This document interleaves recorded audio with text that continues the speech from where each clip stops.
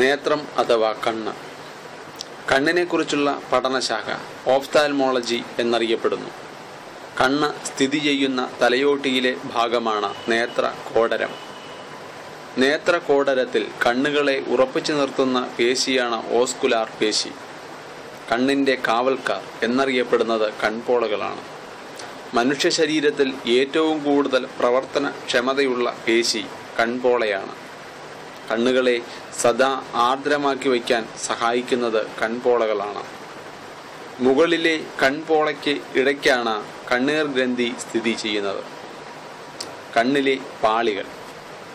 കണ്ണിൻ്റെ 3 പ്രധാന പാളികളാണ് ദൃഢപടലം, രക്തപടലം, ദൃഷ്ടിപടലം എന്നിവ. ദൃഢപടലം കണ്ണിൻ്റെ ഏറ്റവും പുറമെയുള്ള കാണാൻ കഴിയുന്ന പാളിയാണ് ദൃഢപടലം. നേത്രഗോളത്തിന് ആകൃതി നൽകുന്നത് ദൃഢപടലമാണ്.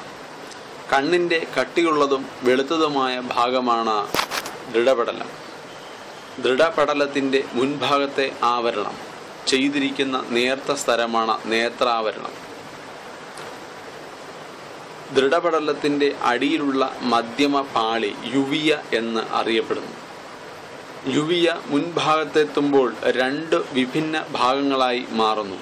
സീലിയറി ബോഡി, ഐറിസ് എന്നിവയാണ്. സീലിയറി ബോഡിയിൽ ഉള്ള നിരവധി നേരിയ ഹ്രസ്വപേശികളുടെ സങ്കോച വികാസങ്ങൾ കൊണ്ടാണ് പ്രകാശത്തിൻ്റെ ശരിയായ ഫോക്കസീകരണം നടക്കുന്നത്. സീലിയറി ബോഡിയിൽ നിന്നും സദാ സ്രവിച്ചുകൊണ്ടിരിക്കുന്ന ദ്രാവകമാണ് കണ്ണിൻ്റെ മർദ്ദം നിശ്ചയിക്കുന്നത്. കണ്ണിൻ്റെ മുൻഭാഗത്ത് വൃത്താകൃതിയിലുള്ളതും സുതാര്യമായതും ഉന്തിയതുമായ ഭാഗം കോർണിയ അഥവാ നേത്രപടലം എന്ന പേരിൽ അറിയപ്പെടുന്നു. രക്തക്കുഴലില്ലാത്ത ഒരേ ഒരു ശരീരഭാഗമാണ് കോർണിയ. അന്തരീക്ഷത്തിൽ നിന്ന് നേരിട്ട് ഓക്സിജൻ സ്വീകരിക്കുന്ന ശരീരഭാഗമാണ് കോർണിയ. കണ്ണിലെ കോർണിയ മാറ്റിവയ്ക്കൽ ശസ്ത്രക്രിയ അറിയപ്പെടുന്നത് കെരാറ്റോപ്ലാസി എന്നാണ്. നേത്രദാന സമയത്ത് ദാനം ചെയ്യപ്പെടുന്ന കണ്ണിൻ്റെ ഭാഗമാണ് കോർണിയ. മരണശേഷം 24 മണിക്കൂറിനുള്ളിൽ നേത്രദാനം നടത്തണം. കണ്ണിലെ കോർണിയയിൽ പുതുതായി കണ്ടെത്തിയ പാളിയാണ് ദുവപടലം. ഹാർമന്ദർ സിംഗ് ദുവയാണ് ഈ പടലം കണ്ടെത്തിയത്. കോർണിയയ്ക്ക് തൊട്ടു പിന്നിലുള്ള അറയാണ് അക്വസ് അറ.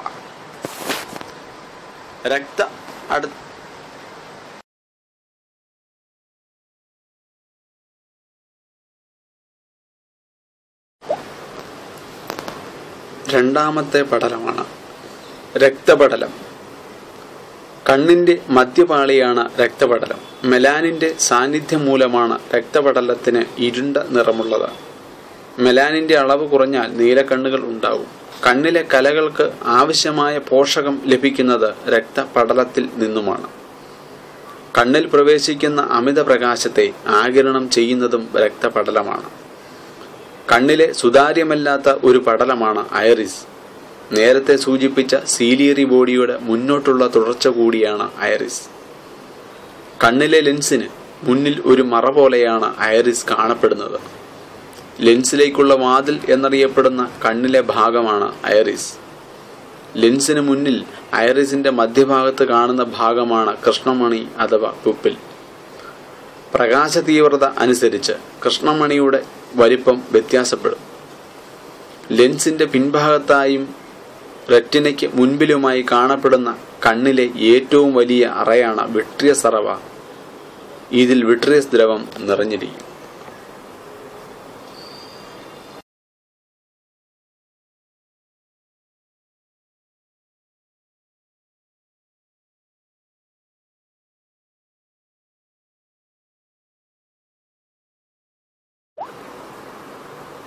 കണ്ണിൻ്റെ മൂന്നാമത്തെ പടലം ദൃഷ്ടിപടലം അഥവാ റെറ്റിന.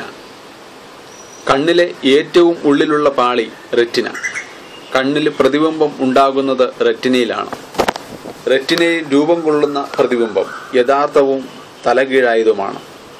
ലെൻസുമായി ബന്ധിപ്പിച്ചിട്ടുള്ള സീലിയറി പേശികളാണ് ലെൻസിന്റെ ഫോക്കൽ ദൂരം നിയന്ത്രിച്ച് പ്രതിബിംബത്തെ കൃത്യമായി റെറ്റിനയിൽ പകർത്തുന്നത്. റെറ്റിനയിൽ ഏതാനും നിരകളായി കോശങ്ങൾ കാണപ്പെടുന്നു. ഇവയിൽ ഏറ്റവും പ്രധാന കോശങ്ങളാണ് റോഡ് കോശങ്ങളും കോൺ കോശങ്ങളും. റെറ്റിനയിൽ പകർത്തപ്പെടുന്ന പ്രകാശരശ്മികളെ ഈ കോശങ്ങൾ രാസോർജമാക്കി നാഡീയഗ്രങ്ങളെ ഉത്തേജിപ്പിക്കുന്നു. ഉത്തേജനത്തിന്റെ ഫലമായി ആവേഗങ്ങൾ ഉണ്ടാകുകയും അവ നേത്രനാഡിയിൽ കൂടി മസ്തിഷ്കത്തിലെത്തുകയും നാം വസ്തുവിനെ കാണുകയും ചെയ്യുന്നു. റെറ്റിനയിൽ നിന്ന് മസ്തിഷ്കത്തിലേക്കുള്ള നാഡിയാണ് നേത്രനാഡി. കാഴ്ചയെന്ന അനുഭവം സാധ്യമാക്കുന്ന മസ്തിഷ്കത്തിന്റെ ഭാഗമാണ് സെറിബ്രം.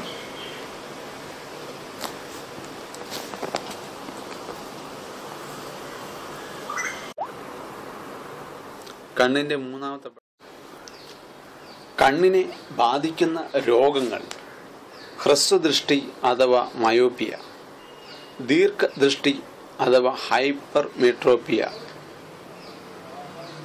വിഷമദൃഷ്ടി അഥവാ അസ്റ്റിഗ്മാറ്റിസം, നിശാന്തത അഥവാ നൈറ്റ് ബ്ലൈൻഡ്നസ്, വർണ്ണാന്തത അഥവാ കളർ ബ്ലൈൻഡ്നസ്, ഗ്ലോക്കോമ, തിമിരം, കാറ്ററാക്ട്, വെള്ളെഴുത്ത്, പ്രസ്ബിയോഫിയ, മാലക്കണ്ണ്, സിറോപ്താൽമിയ, ചെങ്കണ്ണ്, കൺജക്റ്റിവിറ്റീസ്. ഹ്രസ്വദൃഷ്ടി അഥവാ മയോപ്പിയ, അടുത്തുള്ള വസ്തുക്കളെ വ്യക്തമായി കാണാൻ കഴിയുകയും ദൂരെയുള്ള വസ്തുക്കളെ വ്യക്തമായി കാണാൻ കഴിയാത്തതുമായ കണ്ണിന്റെ അവസ്ഥയാണ് ഹ്രസ്വദൃഷ്ടി. നേത്രഗോളത്തിന് നീളം കൂടുമ്പോൾ വസ്തുവിന്റെ പ്രതിബിംബം റെറ്റിനയ്ക്ക് മുന്നിൽ പതിക്കുന്നത് മൂലമാണ് ഹ്രസ്വദൃഷ്ടി ഉണ്ടാകുന്നത്. ഹ്രസ്വദൃഷ്ടി പരിഹരിക്കാൻ ഉപയോഗിക്കുന്ന ലെൻസ് കോൺകേവ് ലെൻസാണ്. ദീർഘദൃഷ്ടി അഥവാ ഹൈപ്പർമെട്രോപ്പിയ, ദൂരെയുള്ള വസ്തുക്കളെ വ്യക്തമായി കാണാൻ സാധിക്കുകയും അടുത്തുള്ള വസ്തുക്കളെ വ്യക്തമായി കാണാൻ സാധിക്കാത്തതുമായ അവസ്ഥ ദീർഘദൃഷ്ടി. നേത്രഗോളത്തിന്റെ നീളം കുറയുന്നത് മൂലം പ്രതിബിംബം റെറ്റിനയുടെ പിന്നിൽ പതിക്കുന്നത് മൂലമാണ് ദീർഘദൃഷ്ടി ഉണ്ടാകുന്നത്. ദീർഘദൃഷ്ടി പരിഹരിക്കാൻ ഉപയോഗിക്കുന്ന ലെൻസ് കോൺവെക്സ് ലെൻസാണ്. വിഷമദൃഷ്ടി അഥവാ അസ്റ്റിഗ്മാറ്റിസം, ലെൻസിന്റെയോ കോർണിയയുടെയോ വക്രതയിൽ ഉണ്ടാകുന്ന വൈകല്യം കാരണം വസ്തുവിന്റെ പൂർണ്ണമല്ലാത്തതും കൃത്യതയില്ലാത്തതുമായ പ്രതിബിംബം ഉണ്ടാകുന്ന അവസ്ഥയാണ് വിഷമദൃഷ്ടി. വിഷമദൃഷ്ടി പരിഹരിക്കാൻ ഉപയോഗിക്കുന്ന ലെൻസ് സിലിണ്ടറിക്കൽ ലെൻസാണ്. നിശാന്തത അഥവാ നൈറ്റ് ബ്ലൈൻഡ്നസ്, രാത്രിയിൽ കാഴ്ച കുറയുന്ന രോഗമാണ്. വൈറ്റമിൻ എയുടെ അഭാവം മൂലം ഉണ്ടാകുന്ന രോഗമാണ് നിശാന്തത. വർണ്ണാന്തത അഥവാ കളർ ബ്ലൈൻഡ്നസ്, കോൺ കോശങ്ങളിലെ തകരാറ് മൂലം വിവിധതരം വർണ്ണങ്ങളെ ശരിയായി തിരിച്ചറിയാൻ സാധിക്കാത്ത അവസ്ഥയാണ്. ഡാൾട്ടനിസം എന്ന പേരിൽ അറിയപ്പെടുന്ന ഈ പാരമ്പര്യ രോഗം സാധാരണയായി പുരുഷന്മാരിലാണ് കണ്ടുവരുന്നത്. വർണ്ണാന്തത ബാധിച്ച പ്രമുഖ ശാസ്ത്രജ്ഞനാണ് ജോൺ ഡാൾട്ടൺ. വർണ്ണാന്തതയെക്കുറിച്ച് ആദ്യമായി വിശദീകരിച്ച ശാസ്ത്രജ്ഞൻ റോബർട്ട് ബോയിൽ ആണ്. വർണ്ണാന്തത ബാധിച്ചയാൾക്ക് ചുവപ്പ്, പച്ച എന്നീ നിറങ്ങളും നീല, മഞ്ഞ എന്നീ നിറങ്ങളെയും വേർതിരിച്ചറിയാനാവില്ല. ചുവപ്പ് മാത്രം കാണുവാൻ കഴിയുന്നില്ലെങ്കിൽ അതിനെ പ്രോട്ടനോപ്പിയ എന്നും, പച്ച മാത്രം കാണുവാൻ കഴിയുന്നില്ലെങ്കിൽ അതിനെ ഡ്യൂറ്ററാനോപ്പിയ എന്നും, നീല, മഞ്ഞ എന്നീ നിറങ്ങൾ തിരിച്ചറിയാൻ കഴിയുന്നില്ലെങ്കിൽ അതിനെ ട്രിറ്റാനോപ്പിയ എന്നും വിളിക്കുന്നു. വർണ്ണാന്തത തിരിച്ചറിയാൻ നടത്തുന്ന പരിശോധനയാണ് ഇഷിഹാര ടെസ്റ്റ്. ഗ്ലോക്കോമ, നേത്രഗോളത്തിലെ മർദ്ദം അസാധാരണമായി വർദ്ധിക്കുന്നത് മൂലം കണ്ണുകളിൽ വേദന ഉണ്ടാകുന്ന രോഗമാണ് ഗ്ലോക്കോമ. ദീപങ്ങൾക്ക് ചുറ്റും വർണ്ണവലയങ്ങൾ ഉള്ളതായി തോന്നിക്കുന്നത് ഈ വൈകല്യം മൂലമാണ്. സൈലന്റ് തീഫ് ഓഫ് സൈറ്റ് എന്നറിയപ്പെടുന്ന രോഗവും ഗ്ലോക്കോമയാണ്. തിമിരം, പ്രായം കൂടുമ്പോൾ കണ്ണിലെ ലെൻസിന്റെ സുതാര്യത നഷ്ടപ്പെടുന്ന അവസ്ഥയാണ് തിമിരം. ലോകത്തിലാദ്യമായി തിമിര ശസ്ത്രക്രിയ നടത്തിയ ഇന്ത്യൻ ഫിഷുകാരനാണ് ശുശ്രുതൻ. തിമിരത്തിൽ നിന്ന് ഗ്ലോക്കോമയിൽ നിന്നും കണ്ണിനെ രക്ഷിക്കാൻ സഹായിക്കുന്ന വൈറ്റമിനാണ് വൈറ്റമിൻ സി. വെള്ളെഴുത്ത്. പ്രായം കൂടുമ്പോൾ കണ്ണിലെ ലെൻസിന്റെ ഇലാസ്തികത കുറഞ്ഞു വരുന്ന അവസ്ഥയാണ് വെള്ളെഴുത്ത്. മാലക്കണ്ണ്. കണ്ണിലെ കൃഷ്ണമണി ഈർപ്പരഹിതവും അതാര്യവുമായി തീരുന്ന രോഗമാണ് മാലക്കണ്ണ്. വൈറ്റമിൻ എയുടെ അഭാവം മൂലമാണ് ഈ രോഗം ഉണ്ടാകുന്നത്. ചെങ്കണ്ണ്. നേത്രാവരണത്തിനുണ്ടാകുന്ന ഒരു തരം അണുബാധയാണ് ചെങ്കണ്ണ്. മദ്രാസ് ഐ എന്നും പിങ്ക് ഐ എന്നും അറിയപ്പെടുന്നത് ചെങ്കണ്ണാണ്.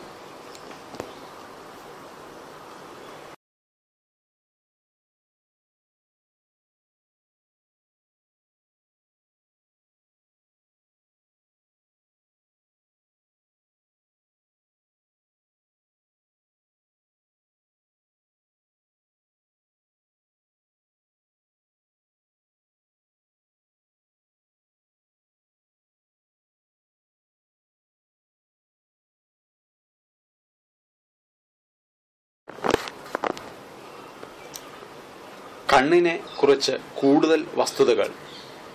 കണ്ണുനീർ ഉൽപ്പാദിപ്പിക്കുന്ന ഗ്രന്ഥി ലാക്രിമൽ ഗ്രന്ഥി ആണ്. കണ്ണുനീരിൽ അടങ്ങിയിരിക്കുന്ന എൻസൈം ലൈസോസൈമാണ്. കണ്ണുനീരിൽ അടങ്ങിയിരിക്കുന്ന ലോഹം സിങ്കാണ്. ജനിച്ചു കഴിഞ്ഞ് 3 ആഴ്ച കഴിയുമ്പോഴാണ് കുഞ്ഞുങ്ങൾക്ക് കണ്ണുനീർ ഉണ്ടാകുന്നത്. ജനനം മുതൽ മരണം വരെ ഒരേ വലുപ്പത്തിൽ തുടരുന്ന മനുഷ്യാവയവം ആണ് നേത്രഗോളം. ഒരു നേത്രഗോളത്തിന്റെ ശരാശരി ഭാരം 7-8 ഗ്രാം ആവുന്നു. കണ്ണിനുള്ളിലെ മർദ്ദം അളക്കുന്ന ഉപകരണം ടോണോമീറ്റർ ആണ്. കാഴ്ചശക്തി പരിശോധിക്കുവാൻ ഉപയോഗിക്കുന്ന ചാർട്ടാണ് സ്നെല്ലൻ ചാർട്ട്. ഡച്ച് നേത്രരോഗ വിദഗ്ധനായ ഹെർമൻ സ്നെല്ലൻ ആണ് ഈ ചാർട്ട് വികസിപ്പിച്ചെടുത്തത്. അന്ധർക്ക് എഴുതാനും വായിക്കാനും സഹായകമായ ബ്രെയിലി ലിപി കണ്ടുപിടിച്ചത് ലൂയി ബ്രെയിലി ആണ്. നേത്രപടലം നനവുള്ളതായി സൂക്ഷിക്കാനാണ് കണ്ണുകൾ ചിമ്മുന്നത്. കണ്ണു ചിമ്മലിന് 10 സെക്കൻഡാണ് ദൈർഘ്യം. മനുഷ്യന് കാണാൻ കഴിയാത്ത അൾട്രാവയലറ്റ് കിരണങ്ങളെ തിരിച്ചറിയാൻ കഴിയുന്ന ഷഡ്പദമാണ് തേനീച്ച. അൾട്രാവയലറ്റ് ഇൻഫ്രാറെഡ് കിരണങ്ങളെ തിരിച്ചറിയാൻ കഴിയുന്ന ജീവി കോമൺ ഗോൾഡ് ഫിഷ്. കണ്ണിൽ കാണപ്പെടുന്ന ലെൻസാണ് കോൺവെക്സ് ലെൻസ്. കണ്ണുകളിൽ ഉപയോഗിക്കുന്ന ലെൻസിന്റെ പവർ അളക്കുന്ന ഉപകരണമാണ് ലെൻസ് മീറ്റർ അല്ലെങ്കിൽ ഫോസിമീറ്റർ. അല്പം കൺഫ്യൂസിംഗ് ഫാക്റ്റിലേക്ക് കടക്കാം. വിഷ്വൽ പർപ്പിൾ എന്നറിയപ്പെടുന്ന വർണ്ണവസ്തു റോഡോപ്സിൻ ആണ്. വിഷ്വൽ വയലറ്റ് എന്നറിയപ്പെടുന്ന വർണ്ണവസ്തു അയഡോപ്സിൻ ആണ്. കറുപ്പും വെളുപ്പും തിരിച്ചറിയാൻ സഹായിക്കുന്നത് റോഡ് കോശങ്ങളാണ്. നിറങ്ങൾ തിരിച്ചറിയാൻ സഹായിക്കുന്നത് കോൺ കോശങ്ങളും.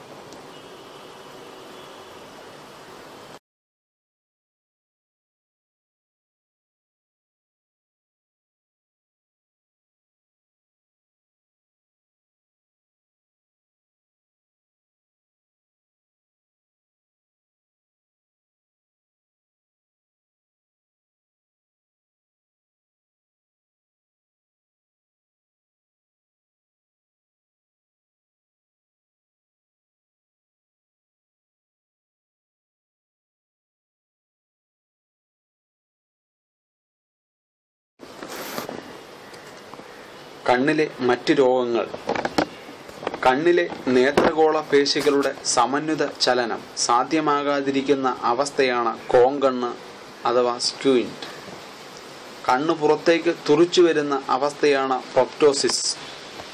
ഭക്ഷണം കഴിക്കുമ്പോൾ അമിതമായി കണ്ണുനീരുണ്ടാകുന്ന അവസ്ഥ മുതലക്കണ്ണ് അഥവാ ബൊഗറാഡ്സ് സിൻഡ്രം എന്നു പേരിൽ അറിയപ്പെടുന്നു.